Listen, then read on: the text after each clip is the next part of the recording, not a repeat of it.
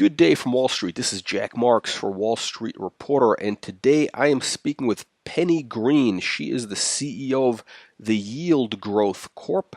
Stock symbol is BOSS on the Canadian Exchange and BOSQF over the counter. Penny, welcome back. Thanks, Jack. It's a pleasure to be here. So you've made a lot of progress, since our first interview, which was really right at the end of December, just after your IPO, and the stock has moved from, I think it was about 20 cents Canadian back then to I think it hit a high of, I believe, 72 cents a couple of weeks ago. But most importantly, you've had a large number of really important news announcements that have come out in the last couple of weeks and months. So, which we really want to cover in this interview to get everybody up to speed.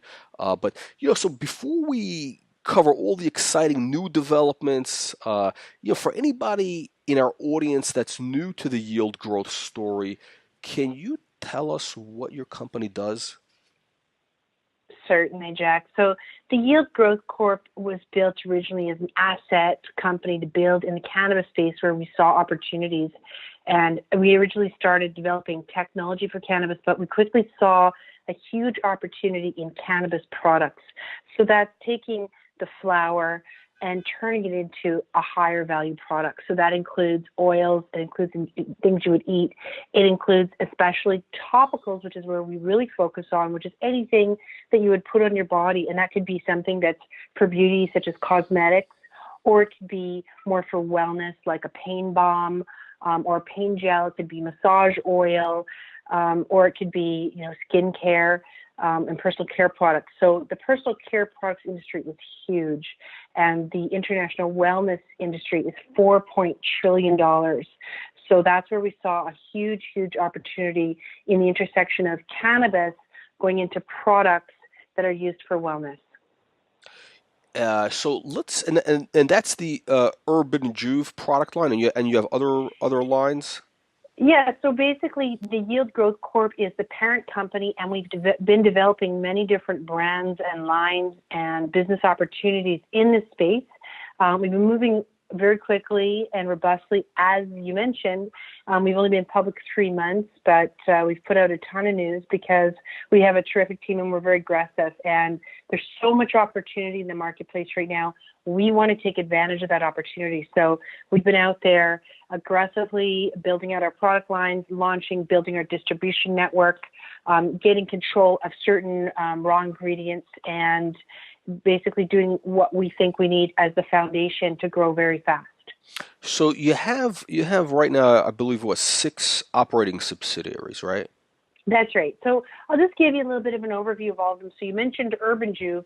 That was the first product line that we started with, and we actually launched that just before topicals were really legal anywhere. So what we did was we used our key ingredient, which is hemp root oil. And that ingredient, essentially created by us, no one else has ever used it legally. It just became legal in Canada and the US under the Farm Bill. And it is, we think, one of the most powerful parts of the cannabis plant in terms of the wellness properties, but it doesn't have the psychoactive properties that get you high. So it's great to put in products that can make you feel better. For example, we use it in our pain balm, in our moisturizer, in our deodorant. We even have a sex lube. So that's the key ingredient in that product. But because it's not using the flower part of the cannabis plant, and because it's derived from a part of the cannabis plant that's exempt from the rules, we can basically sell that anywhere. So we've been building out our distribution chain for our products. We've got 11 products on the market now, with another 30 under the Urban Juve brand slated to launch this year. And the reception's been great with consumers and retailers alike. So we've already signed about 75 retailers just in Canada, and just started a couple months ago. And we have e-commerce available in Canada and the US, but we have a really big, exciting e-commerce site launching in about 3 weeks. So, investors should expect to see, a lot of activity on the e-commerce side. So Urban Juve is really our first brand, and it was the brand that we wanted to be able to sell internationally and not be restricted by some of the very specific marketing rules that cannabis has. But we were very interested in getting to market with the really interesting products, which is the topical products you put on your body that contain THC and CBD that potentially offer pain relief in a big way. So there's been a lot of anecdotal evidence, and then there's the ancient texts of Ayurveda that we're relying on, and then our products have been used in India for thousands of years, the formulas, and sort of passed down, and we basically bought those and we've commercialized them. But what's really exciting is our line Wright Well, because it contains very high levels of THC and CBD, and it's intended for pain management. And we think that this will bring relief to a lot of people. So we're launching that through a licensed partner in Oregon. Should be hitting the market in about 6 weeks. So the first products, we have 9 products that are launching with that one. So Wright Well is a separate brand from Urban Juve, right? That's right. Okay. Wright Well is a cannabis topicals brand, and cannabis wellness. So we also have capsules and oils, and that's being done through the very regulated cannabis channels. So it will be available. We have a network of 400 cannabis stores that we're working with in Oregon. So right now we're just finalizing our packaging and developing the sales materials for inside the stores to let people know about the products. You know, looking at some of your products, the labels, the image, everything. I mean, it's really very, done at a very high level. And I think you recently brought on a new was a brand development or an agency that's worked with some major we just brands. You know what, we've always had just fantastic graphic designers, brand professionals. We've been using some great agencies, and through the team that we have, which includes one of the top guys from MAC Cosmetics and one of the top guys from Johnson & Johnson, we really have an incredible network of designers even that are very specialized in what we're doing, which is packaging for wellness products. So we just recently appointed the Design Spot out of New York. Their award-winning design group, very niche, focused on what we're doing. And we're very excited about developing our new line with them, which is called Mad Wallaby, and it will be a CBD line for distribution starting in the U.S. Okay, and which this is like really important, like in your field, because it seems like the look of the product is almost as or sometimes more important than the functionality in a certain way. I think that both are important equally. It's the packaging is nice because it gets people to buy the product, but it's got to be a great quality product in order for people to reuse it. So, we've really focused on delivering a very high quality product with the best ingredients sourced from around the world that we could find, and we're very happy about that. But we also wanted to make sure that these are the types of brands that appeal to consumers who are expecting the best for themselves and really want to treat themselves well. So they're looking for packaging that delivers that message. So we've sort of gone at it with both of those things in mind. Now, the team you have with Urban Juve, it seems like a pretty impressive team. You've brought in was a Thomas Bond, who was with the COO and the CEO of MAC Cosmetics. Which during really the key growth period of that company, right before it exploded and became $1 billion brand. So what is his role with Urban Juve right now? He is the chairman of the board of Urban Juve. He's also director of the public company, which is the parent Yield Growth. And he's not just a passive director. He's very actively involved.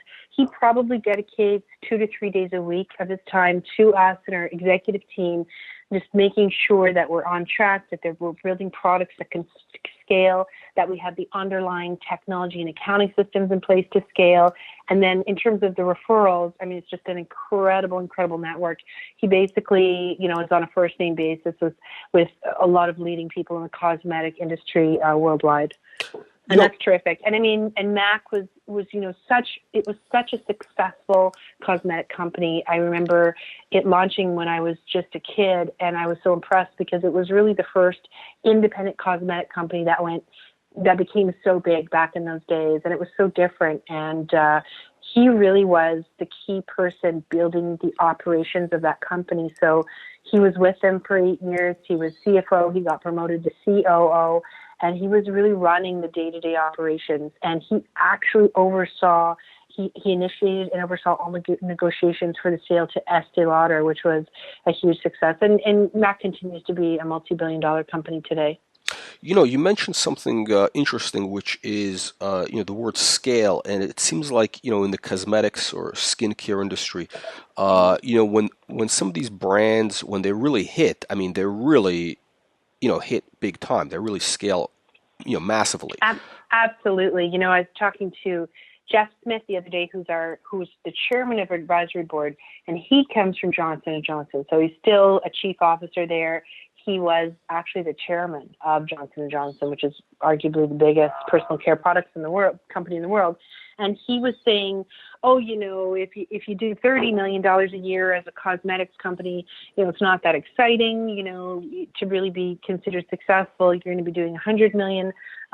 There's in the cosmetics industry, once you have a brand that consumers like and that they adopt and they accept, really it's crazy how fast you can grow to 50 to 100 million in revenues. And so that's kind of what we're after. That's where we're trying to get. So we're building the foundation for each of our brands. We're making sure we have the trademarks licensed. We're making sure that we're following all the packaging rules, the FDA guidelines, we're registering them with Health Canada. We're already looking at international distribution in Europe and in Asia. So we're building a platform that can scale. And so that's the exciting part is, once our brands hit or if they hit, that it could go big really fast. So, I mean, like, in that cosmetics or skincare, universe, I mean, there is a huge number of brands which, like you said, are 50, $100 million brands, which, I would think most people, in our audience is probably, I don't know, 70% male. They may not have heard of these brands, but even, they may be readers of Forbes, and I think, what is it, one of the Kardashian girls, I mean, she has this cosmetics company that went from 10 million. I think they just bought a relatively, minor business, and they're doing $1 billion in sales. So Yeah, that's absolutely. that's kind It's a of huge industry. It's like, for example, Estee Lauder is bigger than Coca-Cola. Johnson and Johnson is one of the biggest companies in the world, and it does pharmaceuticals and personal care. So products like Neutrogena, Dove soaps. These are not things you may be thinking about when you're investing, but these are companies that they're huge. They're absolutely huge, and there's not so many of them. So that when you have one hit, they tend to dominate internationally with the brands that they develop. and the market is always looking for novelty. Everybody's looking for that kind of next new thing that's gonna make Absolutely. them And right healthier, more now, beautiful, etc. absolutely. And the thing is, right now, the flavor of the day is hemp, CBD, and cannabis in any way. So we have some of the biggest companies in the world in the cosmetics industry reaching out to us and saying, look, we need hemp products to meet consumer demand. And so, our investors can expect to see us starting to roll out with some of those relationships. The bigger companies take longer to just to finalize things, but there's such a huge demand. And what's crazy is because we're in semi-prohibition, where it's very difficult. You can't launch a product internationally without being very careful about how you do it, because the laws are different in every jurisdiction. Really, the big companies like Estee Lauder, there's not much they can do in this space yet. They've done some very limited stuff with using an ingredient like hemp seed oil, which has been around for a long time. It's not exciting. But the stuff that we're doing, the major international companies, they can't do it because it's just too difficult to figure out the laws and too risky for them. And then, so we don't have that big competition from those bigger brands. And we're able to right now just get into the marketplace as a fairly sophisticated, experienced company compared to a lot of, the smaller companies that are out there trying to get into the space. So I feel like we have a real competitive advantage in that you don't have the multi-billion-dollar companies out there, but we've got the leaders from those companies running our company. We've got our in-house counsel, VP licensing, Amy Frankel, was in-house and general counsel at Skechers, and she was there as it grew to a multi-billion-dollar company after an IPO. She did the same thing when she was at Aritzia, which is an international retail brand. Both of those companies do multi-billion dollars in sales every year. So we've got the brands Skechers, we've got Aritzia, we've got Johnson & Johnson, and we've got MAC Cosmetics. So these are some of the most successful retail and personal care brands in the world. And then even our executive team has experience in places like Coca-Cola and Pepsi. So when you think about, where does a lot of the money get spent around the world, it's on these well-developed brands. Now, we've seen, in the kind of cannabis universe, major, international brands like Molson and Celestial make some huge investments, sort of to get into the beverage space. Do you see a possibility of something like that, whether it's an Estee Lauder or somebody else doing that with you? Absolutely. I mean, those companies right now, they're just sitting on the sidelines looking to see who to acquire. Even the big cannabis companies, as you know, there's, a bunch of cannabis companies now that have multi-billion-dollar valuations. They can't do this themselves. This is not their area of expertise. They're going to be looking for acquisitions. So we just saw Molson's enter a joint venture with Hexo Corp or Hydropothecary Corporation last year. We saw Constellation Brands make a huge investment, $5 billion into cannabis growth last year. And then just recently, Marlboro maker Altria announced they'll invest $2 billion in Kronos Group. So you've got the alcohol companies, you've got the tobacco companies that have already made those investments. The next thing you're going to see, I predict, is Estee Lauder, Johnson & Johnson, those big companies investing into cannabis so they'll get left behind. And we think we'll be, a great target for them. Now, let's talk about some of like your international business. You've been doing some international licensing for Urban Juve? Yeah, so we very early on, we were working with a company called Crop Infrastructure, which is a great company that's developing really farming operations around the world and hemp.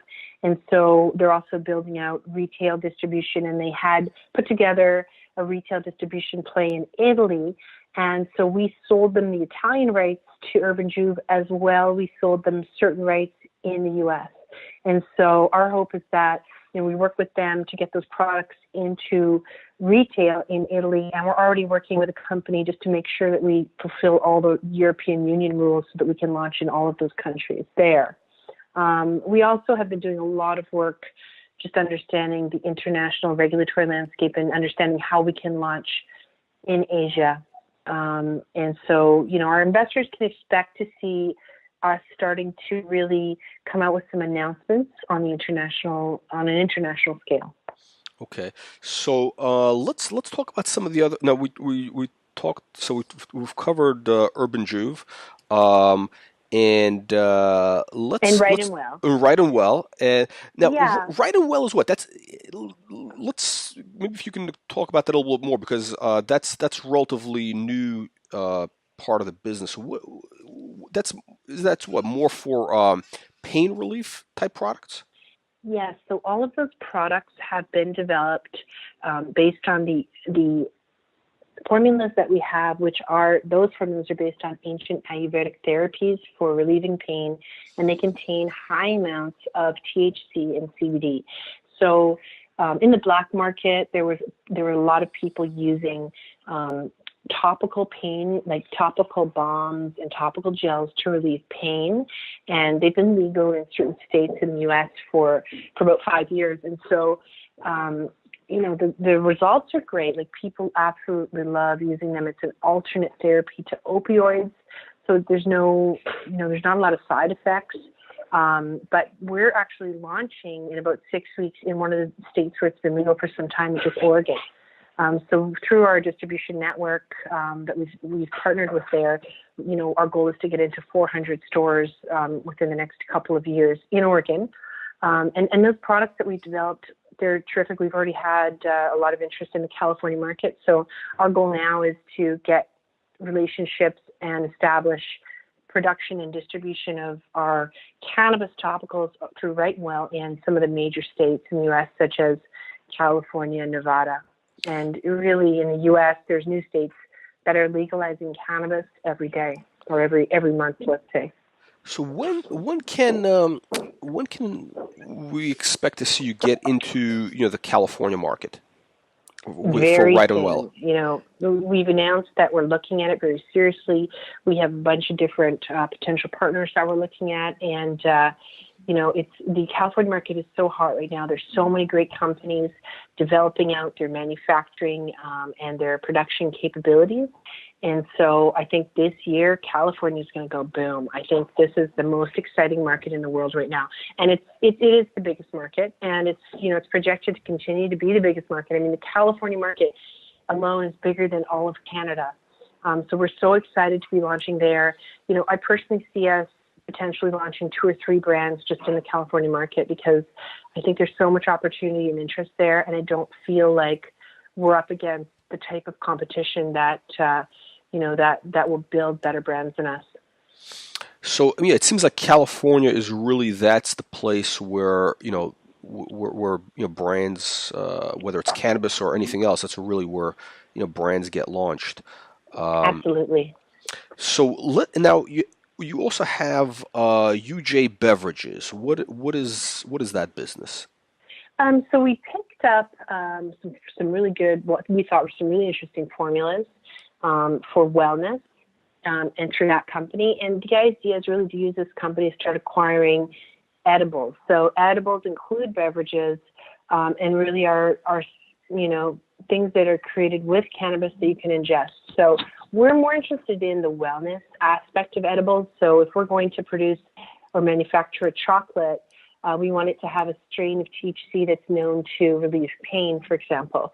Our goal, and we'll be very heavily focused on CBD and THC combinations where there are known wellness benefits. So we're interested in creating edibles to really reach out to people that don't want to smoke, but they really want the benefits of CBD and THC. So you're probably familiar with a lot of the evidence or a lot of the information out there that says CBD and THC can help so many different ailments.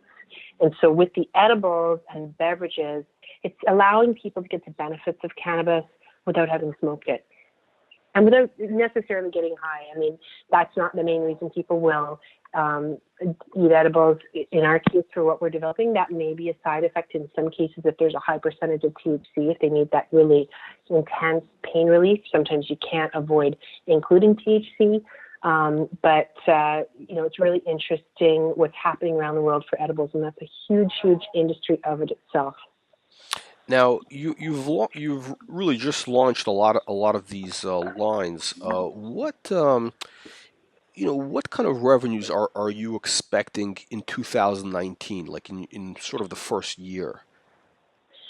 You know what? It's really the sky's the limit. Like, we just don't have any data yet to give solid numbers, but what we're putting into place really is built to scale in a large way. And if, for example, there was a huge demand for our products and there was a demand for $50 million worth of products, we have the foundation to be able to meet that demand. So we're really scalable. At the moment, we're producing like 5,000 to 10,000 units of each SKU, but I anticipate that within the next year, we'll start doing 200,000 units of some of our SKUs. Like that's definitely in the works. So there's a very high profit margin in cosmetics. Typically it's around 90% before you build in the factor of marketing, which marketing ends up costing a lot, but it's a crazy margin. And we're not at 90% because we're new and we're not at scale. But even when you're at 60 or 70, it's pretty high. And even in the cannabis industry, there's already data out there which supports showing that topicals typically will have like around a 35% profit margin. So that's much, much higher than the profit margin you get from selling flower, which, a lot of producers just struggle to break even. 35% gross margins in topicals? Yeah, that's those are the numbers that are out there. We haven't started selling our topicals. We start that in about 6 weeks in Oregon. But this has been so much work in terms of getting these products to market. The background work in terms of all the legal regulations and all the testing that we've done. We've done a tremendous amount of testing on all of our products. We've probably tested over 50 products in the past year that are now ready to go to market, just at various stages of releasing, getting them manufactured and doing the packaging. So, we'll have better numbers probably in our next couple of quarters. So investors, they can take a look at our financials. And we did announce $3 million in revenue for our last fiscal year, but that was actually coming from some of our other subsidiaries. It wasn't from sale of products. But I can talk about those other subsidiaries and where those revenues come from too, if you like. Sure. Now, part of that money was for the Italian licensing deal, right? So we did when we licensed Crop Urban Juve. It was a $1 million license for 3 years. So we booked that over a 3-year period. So every quarter we're going to book $80,000. So that's kind of how we're booking it for the license. So that would have been part of the $3 million. And then we had some other white label licensing we did. And then we also, through our subsidiary, Thrive Activations, it's actually quite a revenue generating business because let's talk about that because provide... we haven't really discussed that in the first interview. So sure. And my background is technology development, in addition to law and a few other things. But when we first started this company, we were really interested in the opportunities of technology in cannabis.